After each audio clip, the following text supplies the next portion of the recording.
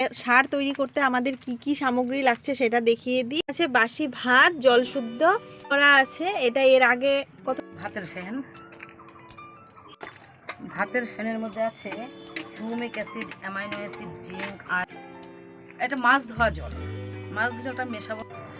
নমস্কার বন্ধুরা, আমি অন্বেষা। আমার চ্যানেলে আপনাদেরকে আবার অনেক স্বাগতম। আশা করছি আপনারা সবাই ভালো আছেন, সুস্থ আছেন। তো আমি আবার চলে এসেছি আপনাদের কাছে নতুন একটি ভিডিও নিয়ে। আজকের ভিডিওটি সম্পূর্ণ দেখার অনুরোধ রইল আপনাদের কাছে, এবং চ্যানেলটি সাবস্ক্রাইব করা না থাকলে অবশ্যই সাবস্ক্রাইব করে দেবেন। এবার যারা অলরেডি আমার চ্যানেলটি সাবস্ক্রাইব করেছে তাদেরকে অনেক অনেক ধন্যবাদ। এর আগের দুটো যে ভিডিও দিয়েছিলাম আমরা, তো ওই ভিডিওতে আপনাদের অনেক অনেক ভালোবাসা পেয়েছি, তার জন্য আপনাদের সবাইকে অনেক অনেক ধন্যবাদ। তো এর আগে আমরা দেখিয়েছিলাম ছাদ বাগানে মাটি ছাড়া ফেলে দেওয়া জিনিস, কাগজ ও কাপড়ের ওপর কি করে আপনারা গাছ লাগাতে পারেন, সবজি ফুল সব রকমের গাছই চাষ করতে পারেন। তো আমরা এর আগে একটি ভিডিও দেখিয়েছিলাম যেটাতে আমরা একটা লাউ গাছ বুনেছিলাম। তো লাউ গাছটা আদৌ বেঁচে আছে না মরে গেছে এটা অনেক, সেদিন যে আমরা বস্তায় চারাটা লাগিয়েছিলাম, তো আমরা এটাকে লাউ বলেছিলাম কারণ আমাদের এখানে এটা মিষ্টি লাউ বলি আমরা, তো এটাকে শুধু লাউ বলেছি। তো এটা কুমড়ো অ্যাকচুয়ালি সবাই বলে। তো এই গাছটা দেখুন কতটা বড় হয়ে গেছে। অনেকেই ডাউট ছিল সেদিন যে গাছটা হবেই না, হয়তো বড়ই হবে না। তো গাছটা দেখুন বড় হয়ে গেছে। আর শীতের দিনে তো গাছ কম বাড়ে, আপনারা সবাই জানেন। এখন প্রচণ্ড শীত পড়ে গেছে, তো গাছটা সেরকম গরমের দিনে যেরকম বাড়ে সেই রকম বাড়েনি, কিন্তু ভালোই বেড়েছে। নতুন এই পাতাটা বেড়েছে, আর এই পাতাগুলো ছিল শুধু ছোট ছোট। আর এই পাশে দেখুন নতুন আরেকটা কফির চারা লাগিয়েছে কাকিমা।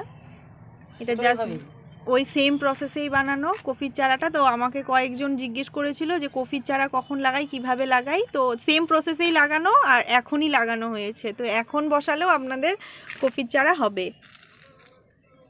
আর গাছ লাগালেই তো হবে না, গাছটা বড় করতে গেলে গাছের খাদ্য দরকার। তো আজ আপনাদের দেখাবো ঘরে থাকা কিছু সাধারণ জিনিস দিয়ে গাছের জন্য খুবই শক্তিশালী একটি খাবার তৈরি করে। তো এটাকে গাছের খাবারও বলতে পারেন, আবার টনিকও বলতে পারেন, গাছের জন্য একটা সুপার টনিকও বলতে পারেন। অনেক বন্ধুরাই আমাকে কমেন্ট করেছিল যে ছাদটা ময়লা এবং অগোছালো। তো এর পিছনে বড় একটি কারণ আছে। এই আমার পেছনে দেখতে পাচ্ছেন, এই সাইড দিয়ে একটা অনেক বড় বেড তৈরি হচ্ছে ছাদে। তো এই বেডটা তৈরি হচ্ছে, এখানেও চাষ করার জন্যই তৈরি হচ্ছে বেডটা। আর এছাড়াও এই পাশ দিয়ে তৈরি হচ্ছে একটা ফ্ল্যাট। তো নিচে বালি পাথর ফেলার একদম জায়গা নেই, তো সমস্ত বালি পাথর ছাদেই তোলা হয়, আর এখানেই মিস্ত্রিরা কাজ করে, যার জন্য ছাদটা কমপ্লিটলি মেস হয়ে আছে। আপনারা প্লিজ দয়া করে নোংরাটাকে একটু ক্ষমা করে দিন আমাদের। তো আসুন বন্ধুরা দেখিনি কিভাবে আমরা এই গাছের খাবার তৈরি করি। তো এই সার তৈরি করতে আমাদের কি কি সামগ্রী লাগছে সেটা দেখিয়ে দিই। এখানে দেখুন বাটিতে রয়েছে খানিকটা দুধ, গুড়, এখানে 100 গ্রামের মতো তিল আছে, আর এখানে সরষা আর বাদাম আছে 100 গ্রামের মতো।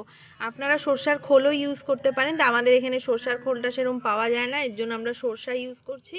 আর এখানে আছে শুকনা গোবর, এখানে আছে বাসি ভাত জল শুদ্ধ, এখানে ইউজ করা চা পাতা, আর এখানে দেখুন আছে শাকসবজি, মাছ মাংস ধোয়া জল, আর এখানে আছে ভাতের মাড়। এই সারটা অলরেডি তৈরি করা আছে, এরপর এরকম হবে। আর এই সব কিছু সামগ্রী দিয়ে কাকিমা আজকে সার তৈরি করে দেখাবে। নমস্কার বন্ধুরা, আমি আমার গাছকে যে খাবারগুলো দিই, অর্থাৎ গাছ পরিচর্যা যেভাবে করি একটা লিকুইড জৈব সার দিয়ে, সেই সারটা আমি আজকে প্রস্তুত করে দেখাবো। একটা সার প্রস্তুত করা আছে আমার, এটা প্রায় 10 দিনের মতো হলো। এটা 10 কি 12 দিন হয়েছে। এখান থেকে প্রতিদিন আমি 1 মগ করে নিই, আর 1 মগ জল মিশিয়ে পাতলা পাতলা করে প্রতিদিন গাছের গোড়ায় দিয়ে দিই। আজকে কিভাবে করছি সেটা আমি দেখাচ্ছি আপনাদের।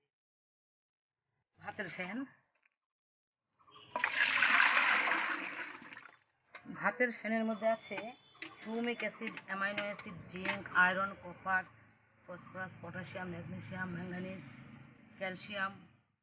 আর এটা হচ্ছে চাল ধোয়া জল। চাল ধোয়া, সবজি ধোয়া, শাক ধোয়া জল। এটার মধ্যে প্রচুর পুষ্টিগুণ আছে, এবং পটাশও আছে, calcium, iron, zinc, copper, phosphorus সবকিছুই আছে এটার মধ্যে। এটা মাছ ধোয়া জল। মাছ ধোয়া জলটা মেশাবো না, এটা আমি প্রতিদিন মাছ ধোয়া জল, মাংস ধোয়া জল গাছের গোড়ায় আমি দিয়ে দিই। সেটা একমাত্র মিষ্টি কুমড়ো গাছ, চাল কুমড়ো গাছ, লাউ গাছে দিয়ে দিই। এতে গাছের গোড়টা খুব ভালো হয় এবং গাছটা খুব সবুজ থাকে। এটাতে সোডিয়াম আছে প্রচুর পরিমাণে। এটা হচ্ছে নাইট্রোজেন চা পাতা। প্রচুর পরিমাণ নাইট্রোজেন আছে, পটাশ আছে, ফসফরাস আছে। চা ছেঁকে নেওয়ার পর যে চা পাতাটা থাকে সেটা একটু ধুয়ে নিয়ে তারপর আমি এটার মধ্যে মিশিয়ে দেব। তারপর গুড়, গুড় বা মিষ্টির শিরা যে থাকে আপনারা এটার মধ্যে দিয়ে দিতে পারেন। তারপর দই দিলে খুব ভালো হয়, কারণ দইয়ের মধ্যে থাকে প্রচুর পরিমাণ ক্যালসিয়াম, আর থাকে একটা অ্যাসিড থাকে যেটা প্রচুর পরিমাণ ব্যাকটেরিয়া তৈরি করে, যেটা গাছের খুবই উপকারী। এই দই নেই, দুধ আছে, দুধটা দিচ্ছি। হচ্ছে তিল, তিল এখানে 100 গ্রামের মতো আছে।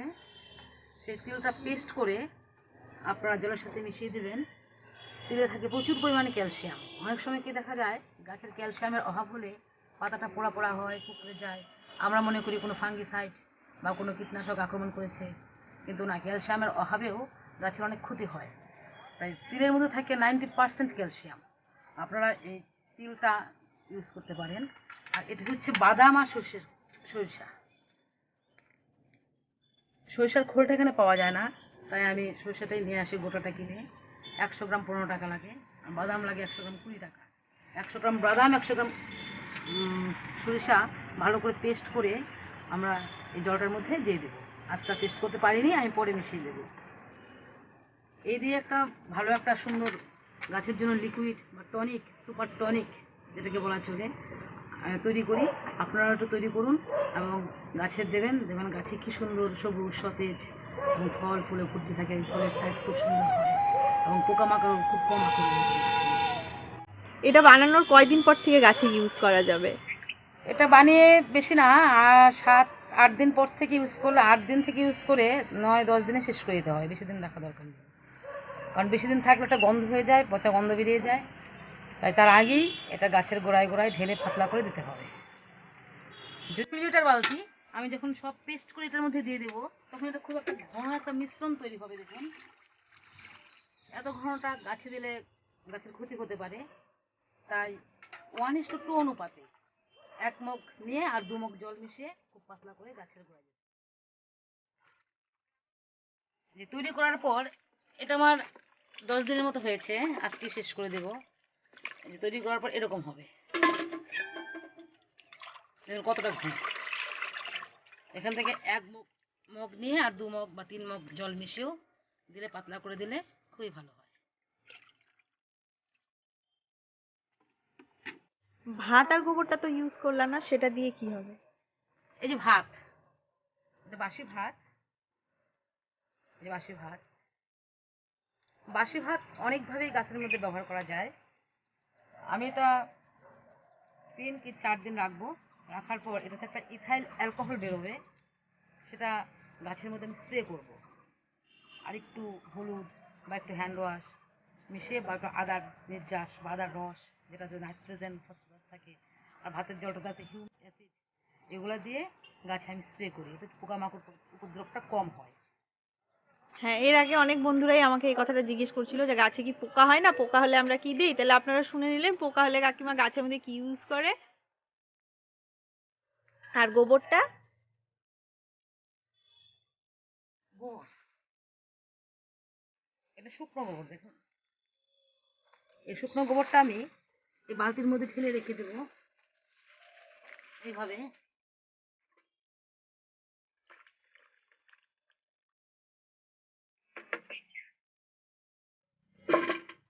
এটা অনেকদিন রাখা যায়, 8 দিন, 10 দিন, 12 দিন। এখান থেকে তারপর যখন জলটা বেরোবে, সেই জলটা আরো জলের সাথে মিশিয়ে গাছের গোড়ায় সপ্তাহে 1 দিন করে আমি দিয়ে দিই। কারণ গোবরের মধ্যে থাকে প্রচুর পরিমাণ নাইট্রোজেন, আর থাকে জিব্রেলিক অ্যাসিড, যেটা গাছের সমস্ত পুষ্টি যোগায় এবং গাছের ফুল ফল, গাছ সবুজ সতেজ ভালো থাকে গাছ। আপনারাও ব্যবহার করতে পারেন যদি গোবর পাওয়া যায়। সেই গোবরটা ভালো করে শুকিয়ে, কিন্তু 1 মাসের গোবর দিয়ে হবে না, গোবরটাকে অন্তত 3 মাস রেখে দিতে হবে। কারণ গোবর একটা মিথেন থাকে, সেই মিথেন গ্যাসটা গাছের খুব ক্ষতি করে। গোবরটা অনেকদিন রেখে দেওয়ার পর মিথেন গ্যাসটা বেরিয়ে যায়, মানে উবে যায়। উবে যাওয়ার পর সেই গোবরটাকে আমরা যদি ভিজিয়ে রাখি বা ডাইরেক্ট গোবরটা গাছেও ব্যবহার করি, গাছের খুব পুষ্টিগুণ ভালো হয়। তো বন্ধুরা আজকের ভিডিওটা এই পর্যন্তই। ভিডিওটি ভালো লাগলে অবশ্যই একটি লাইক করবেন এবং কমেন্ট করে জানাবেন ভিডিওটি কেমন লাগলো। আর চ্যানেলটি সাবস্ক্রাইব করা না থাকলে অবশ্যই সাবস্ক্রাইব করে দিবেন। ধন্যবাদ।